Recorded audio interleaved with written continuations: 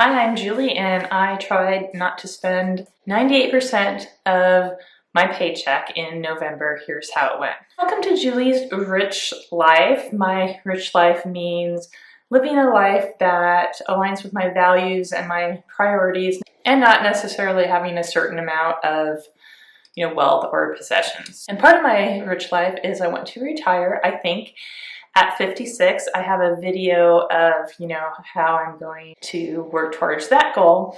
But on the financial side, I want to get into the habit before I retire of not consuming a lot of services or a lot of items, because I'll be retiring before my husband. And I know once I retire before him, I'll not want to be spending, a lot of money just on my own activities, my own belongings, etc. So one of the reasons I tried to not spend my paycheck this month is just to get in that habit of not spending and not consuming as I prepare for retirement. And then the second reason I'm trying to do this every month, this was just my first month attempting this, is to save money. Because naturally, if I'm not spending my paycheck, then I'm going to have more money left over than I normally would when I budget my paycheck for spending on services, events, that sort of thing. So we are a two-income household. We're both educators, so I'm not going to share our exact salaries, but we're both in our 50s. I run a small Montessori toddler community, so you can imagine about how much that pays. And then my husband's a middle school teacher, so you can imagine about how much that pays. So we're, definitely not, low income or in poverty. Our incomes aren't super high either, so it's not super easy to only live on one paycheck. But this is my report card, so to speak, on how I did. And as I did say in the beginning of the month video, it is easier this month of November not to spend all of my paycheck because my husband did have some non-contract work, so it'll be more challenging going forward, and I don't mind that I started with a slightly easier month. It gave me a little boost of confidence, and it'll be more challenging in December. So instead of spending the money, I had this plan that 7% of my paycheck would go into extra giving. So not our usual monthly giving, which does go some of it to our place of worship, some to charities that we donate to, and some just to helping, people as we are able to. That could be my adult children sometimes, or it could be like a GoFundMe page. But anyway, I was successful in putting 7% into extra giving. And the second bucket was long-term savings. So I had a goal of above and beyond what we usually save, putting extra money into our 4 savings buckets, which are basically medical savings, house savings, car savings, and then loss of income savings. And I talk about that more in detail in that other video.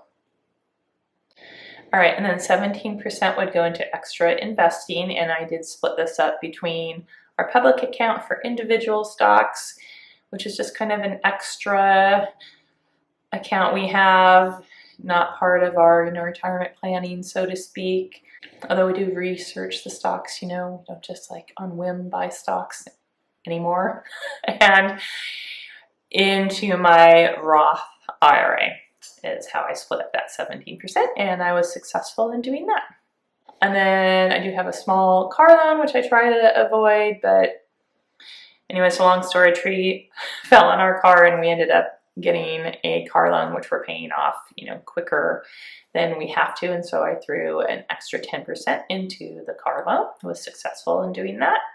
And then we put 45% into our Get Busy Living or Get Busy Dying account. Some people might call that their fun money account or vacation account. Basically, it ends up being entertainment that we can't budget into our month,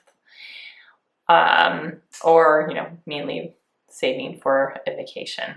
Oh, and also, I didn't mention this in the other video, saving for a little bit of a fishing boat upgrade. My husband has just a little John boat, and he wants just basically a little John boat again, but with a cover, and so we'd sell his boat and have to save the difference. We're able to put 45% of my paycheck into that Get Busy Living or Get Busy Dying account.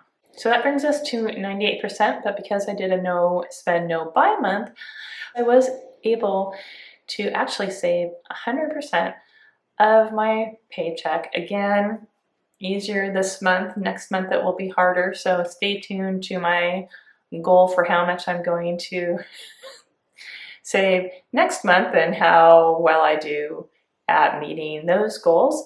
I really do appreciate you watching, and since you are still watching, if you could go ahead and like this video, and if you've liked a few of my videos already and you think you want to see more, please do take a moment to subscribe. Not only will have videos on the financial plan to retire when I'm 56, but also, you know, how I'm going to get in shape, what I'm going to do when I retire, and other content. All right, here's a video I think you'll like, and here's a video that YouTube thinks you'll like. I hope to see you in the comments, and have a great day.